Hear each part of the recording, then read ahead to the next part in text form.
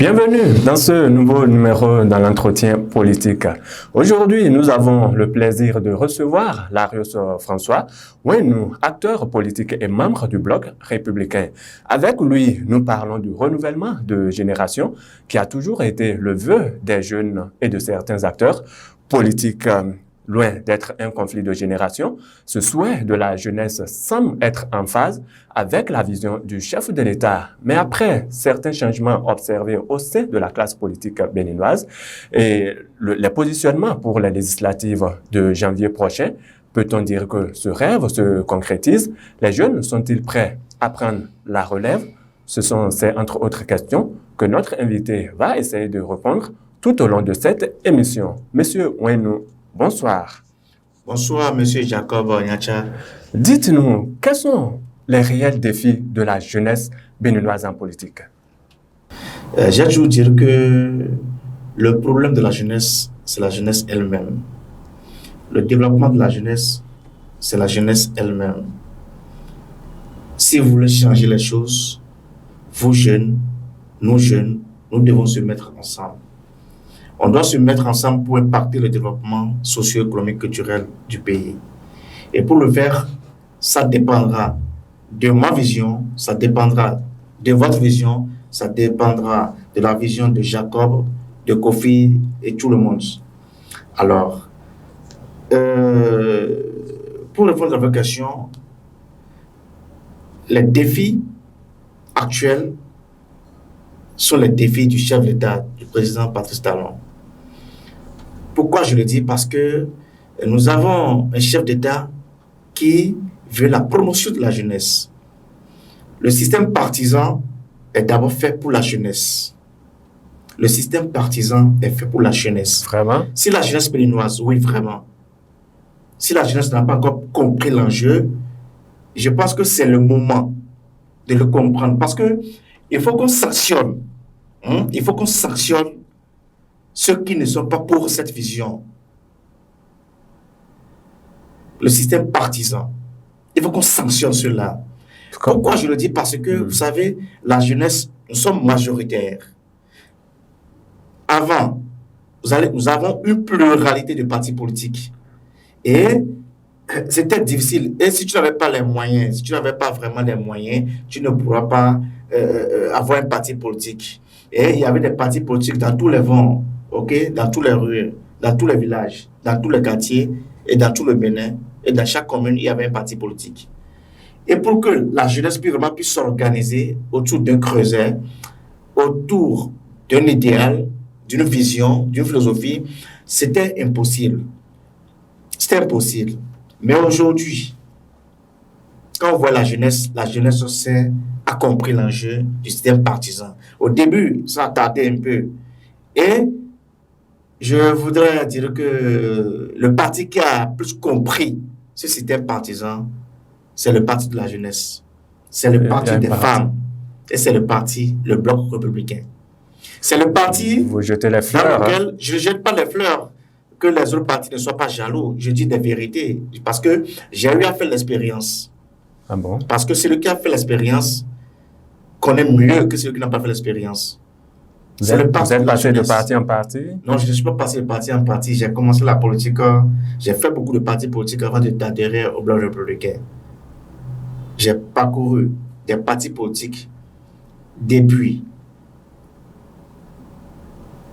90 jusqu'à aujourd'hui. J'ai parcouru quand même, j'ai quand même une expérience en politique. Donc, le parti qui doit aspirer aujourd'hui la jeunesse, les femmes béninoises, c'est le parti Le Bloc républicain. Pourquoi? Parce que c'est le parti où nous partageons des idéaux.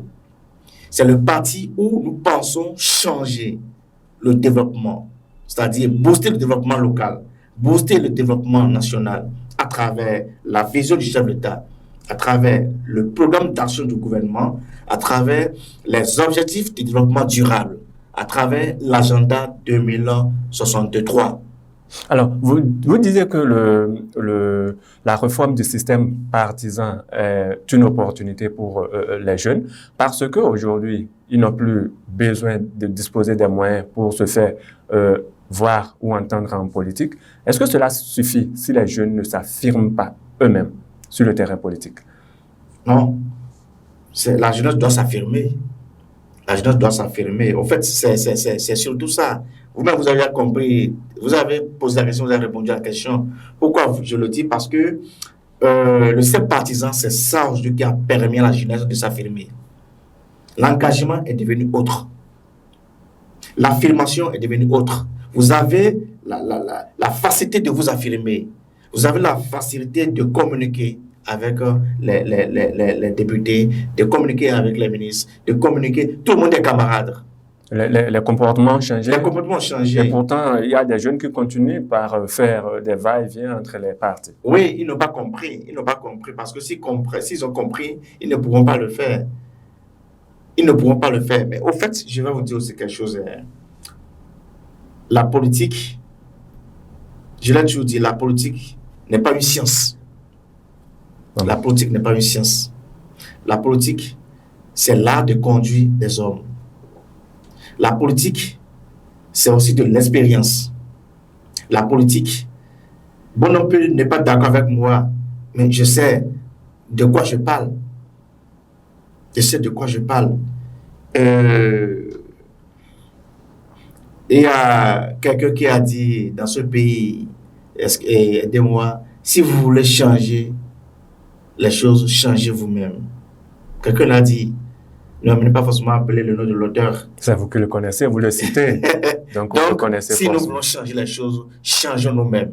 Nous devons changer les comportements. Nous devons changer les habitudes. Nous devons changer. Et cette jeunesse, aujourd'hui, je demande à cette jeunesse que le Bloc républicain est le parti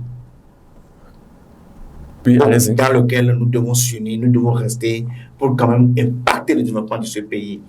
L'éducation, c'est la base du développement. Nous devons quand même éduquer déjà la jeunesse à travers le système partisan. Parce que celui qui est actuellement au secondaire, celui qui est au lycée, ne comprend pas. Il faut qu'on apprenne aujourd'hui aux jeunes au leadership. Il faut qu'aujourd'hui on accompagne la jeunesse aujourd'hui. Il faut qu'on coach la jeunesse aujourd'hui à avoir la parole. Parce que si vous n'aidez pas, vous n'accompagnez pas cette jeunesse à participer au développement de ce pays, le pays sera encore en arrière les 10 ans à venir. Justement, est-ce que la jeunesse impliquée actuellement en politique a la formation politique nécessaire? C'est pourquoi ça vous interpelle tous.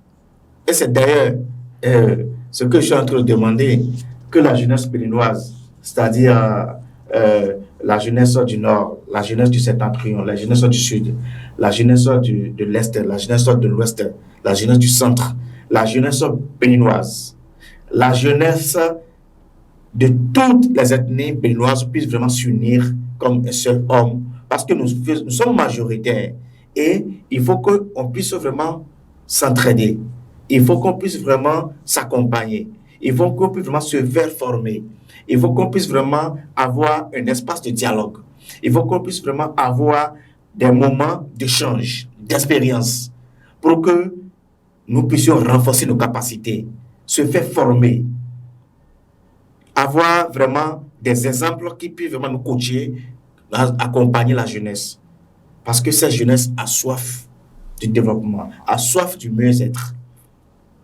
Et pour le faire, c'est vous, c'est moi, c'est lui, c'est l'autre. Et ensemble, nous allons rester ensemble comme on l'a la jarre du roi Guézo. On va fermer vraiment, on va prendre vraiment cette jarre pour vraiment l'amener en haut.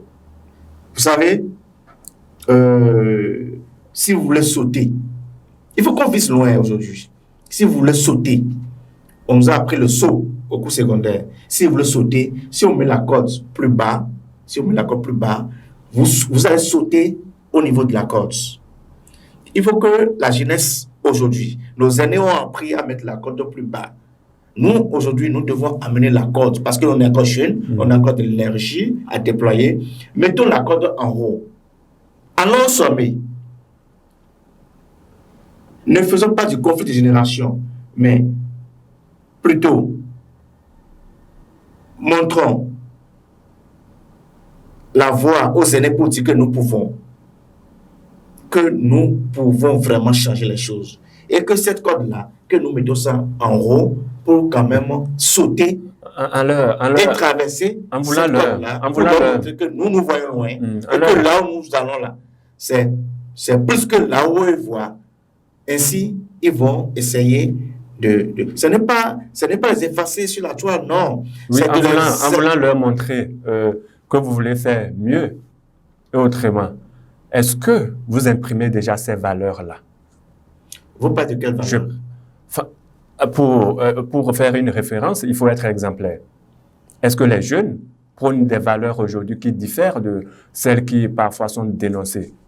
Pas de quelles valeurs, monsieur? Là, en politique, il faut aussi des valeurs, non? Pour moi, la valeur que moi je connais, c'est la valeur à la citoyenneté. Et un bon citoyen, d'accord, doit respecter les tests de son pays. Il faut être un modèle. C'est tout ce que promeut la jeunesse? C'est ce que... Je n'ai pas compris. C'est tout ce que promeut la jeunesse? Non, c'est pas ce que promeut la jeunesse, mais il faut être un bon citoyen d'abord, avant d'abord de penser à avoir des ambitions. Mais vous n'avez pas...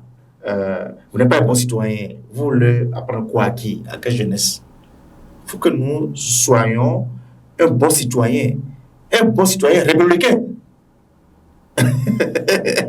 Il faut qu'on soit un bon citoyen républicain. Parce que le républicain, c'est celui-là qui a quand même des qualités intrinsèques, des valeurs cardinaux. Il a quand même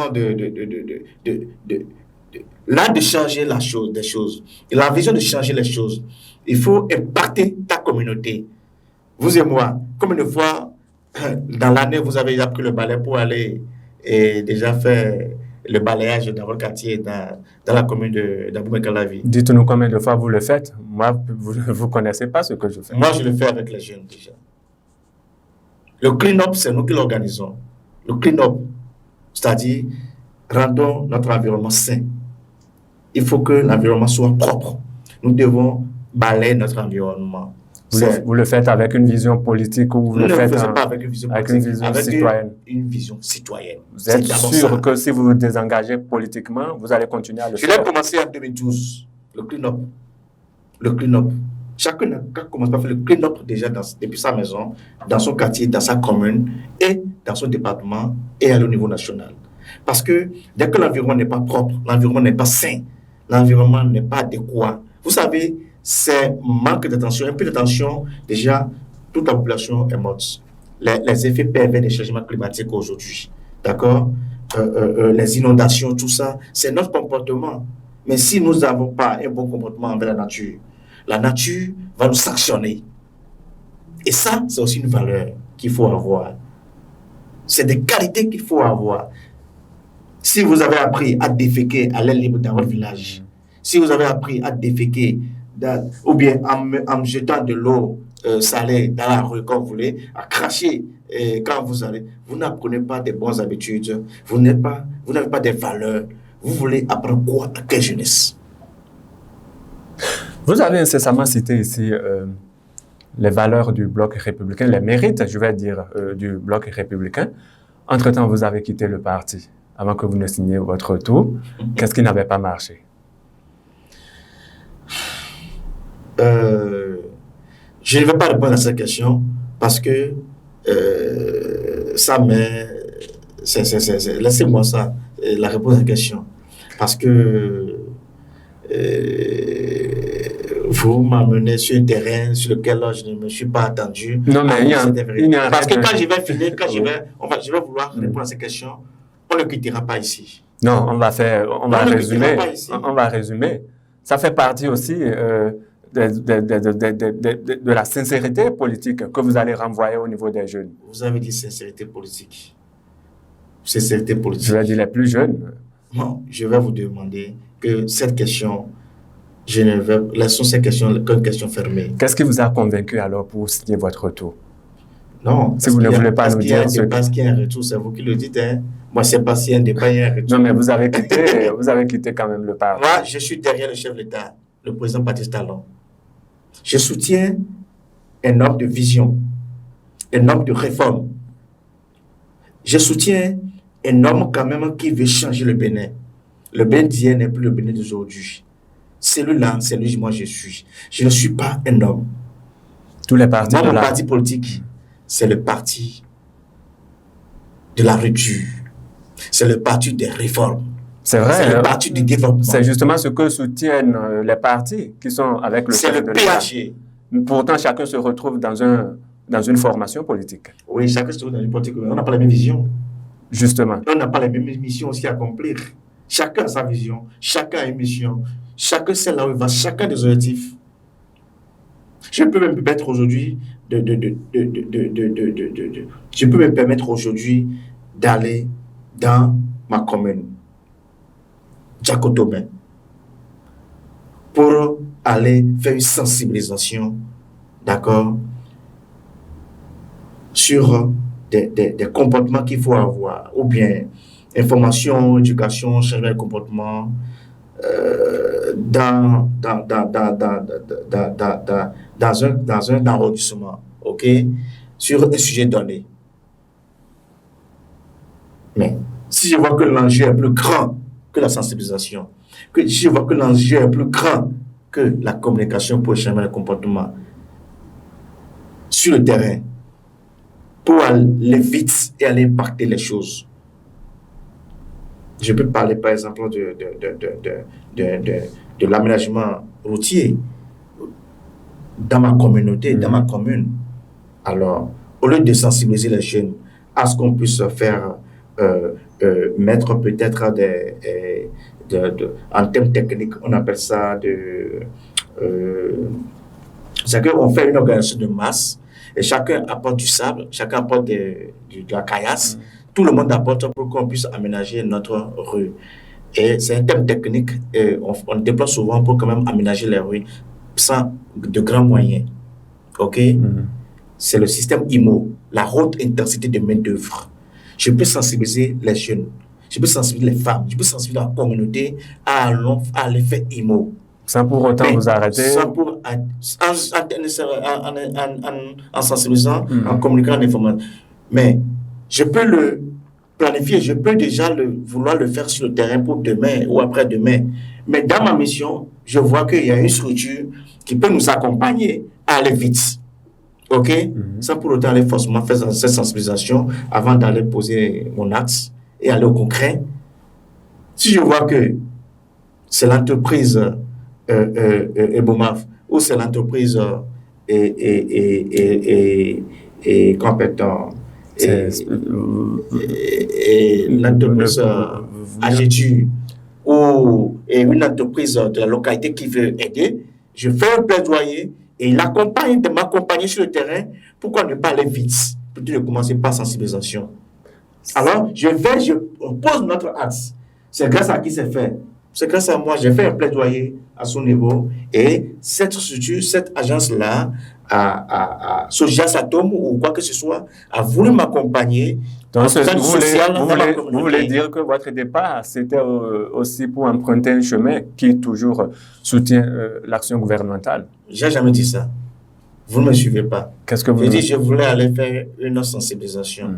Et en fin de compte, j'ai trouvé quelqu'un mieux qui voulait aller poser un axe. Donc, je l'ai cru. Je l'ai cru. D'accord, j'ai cru cette personne. De façon mais en chemin, on s'est donné rendez-vous sur le terrain, il n'est pas venu. Qu'est-ce qu'on peut retenir alors? De façon explicite. Oui. Vous voulez dire quoi? Oui, en donnant l'exemple de ces chantiers-là. Oui. Qu'est-ce que vous voulez dire? Je veux dire que, c'est quoi? Au lieu d'aller avec les paroles, il faut aller avec les actes. C'est très simple.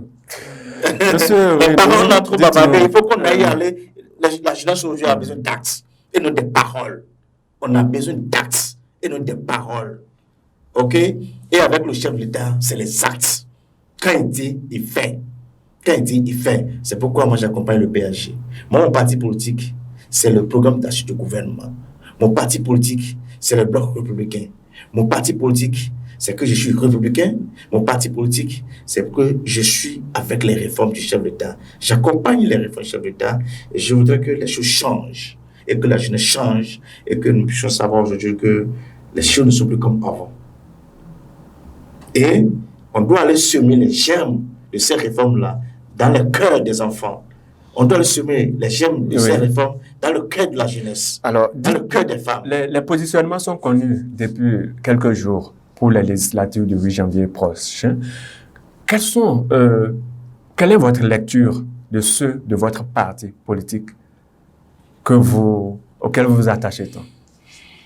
Je pense que, vous savez, moi j'ai pris la peine de prendre la liste, je l'ai tirée. Peut-être que je ne sais pas, tout le monde l'a fait. Moi j'ai tiré la liste du Bloc républicain. J'ai lu de circonscription à circonscription électorale. Ok? J'ai tout lu. Commune en commune. Moi je dis bravo. Je dis bien bravo au Bloc républicain. Parce qu'il a fait un positionnement excellent.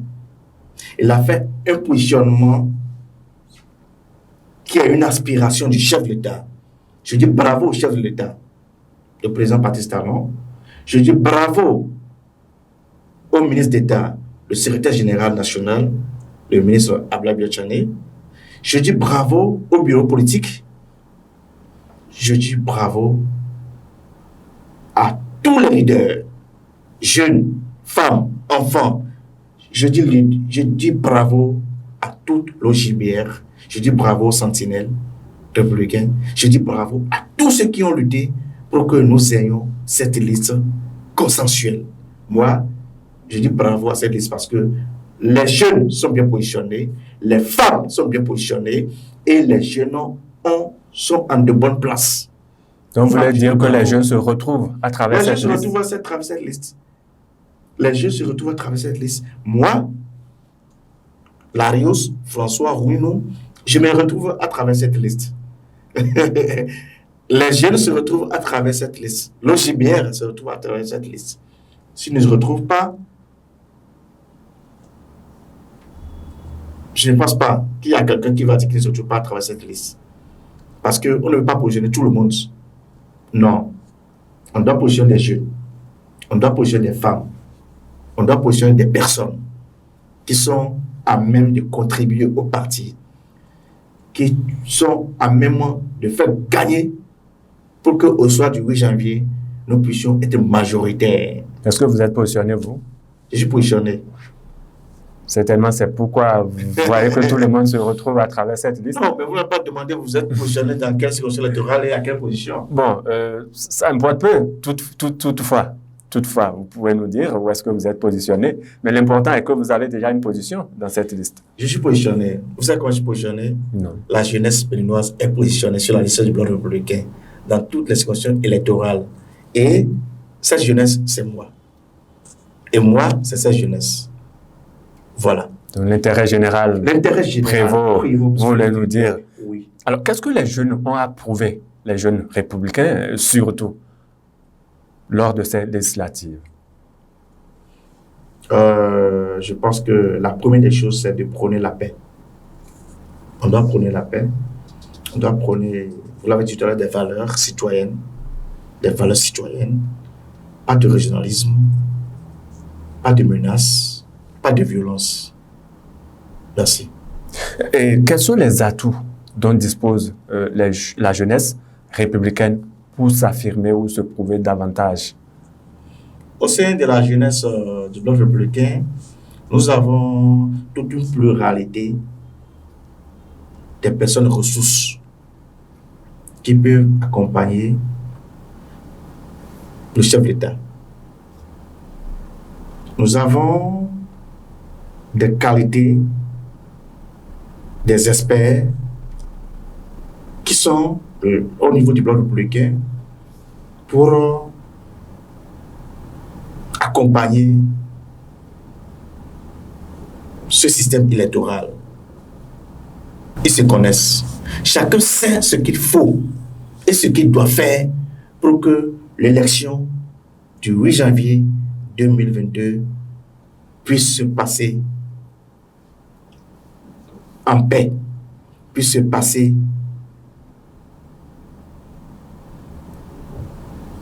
dans la victoire, dans l'intérêt supérieur de la nation. Chacun de nous sait ce qu'il doit faire pour que le parti Bloc républicain soit applaudi au soir du 8 janvier 2022. 2022. La Cour constitutionnelle a tranché hier en faveur du parti Les Démocrates. Comment avez-vous accueilli cette décision, vous, en tant que politique, et surtout soutenant l'action gouvernementale? Hier, j'ai lu tout comme vous sur les réseaux sociaux que les démocrates veulent aller aux élections. Les démocrates, c'est les citoyens béninois. Nous sommes tous des Béninois. Si la Cour constitutionnelle a autorisé que les démocrates aient des élections, c'est parce qu'il a fait des jugements juridiques. Il a fait des jugements juridiques. La Cour, c'est l'instance suprême. Quand il prend une décision, c'est sans recours. Je pense que c'est des sages qui sont là-bas. C'est sur des éléments. C'est sur l'étude des éléments qui se sont regroupés quand même pour prendre une décision dans l'intérêt supérieur de la nation. Moi, je ne peux que leur dire félicitations. Félicitations parce que notre constitution, c'est notre Bible. C'est parce qu'il veut la paix pour le pays. C'est parce qu'il veut l'égalité des partis politiques devant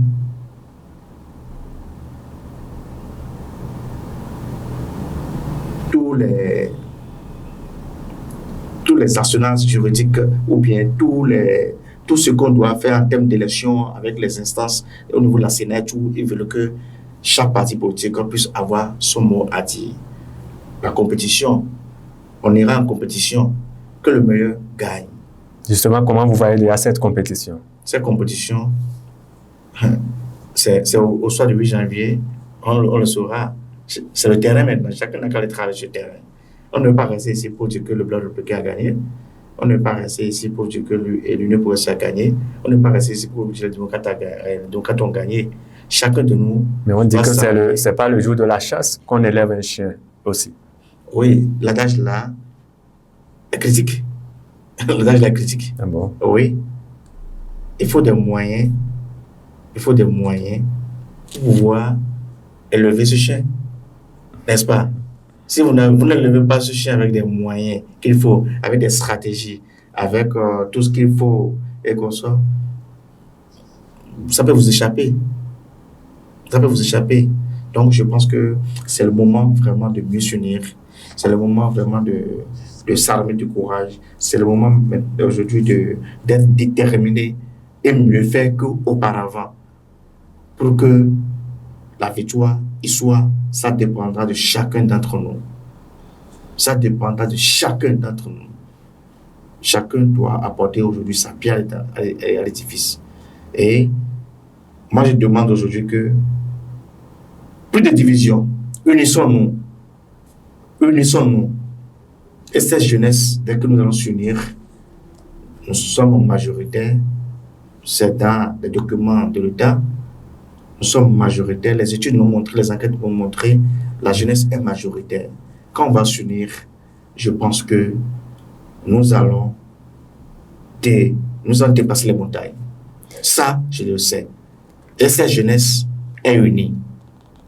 Larios François, oui, nous sommes presque au terme de cet entretien. Votre mot de la fin? Au mot de la fin, c'est que je voudrais d'abord vous remercier pour votre invitation ce matin. J'aimerais aussi remercier tous les partis politiques qui ont aspiré à leurs élections, mais qui déjà à chemin n'ont pas pu remplir toutes les conditions pour aller aux élections. J'aimerais dire félicitations à tous les partis politiques qui ont tiré leur épingle du jeu pour s'affirmer aux élections. Je voudrais remercier la Sénat, je voudrais remercier la Cour constitutionnelle, je voudrais remercier toutes les instances, l'ANIP, tout le monde, toutes les structures, tous les organes qui ont contribué, sinon qui sont en train de contribuer, qui sont en train de s'organiser pour que les élections aient lieu à bonne date.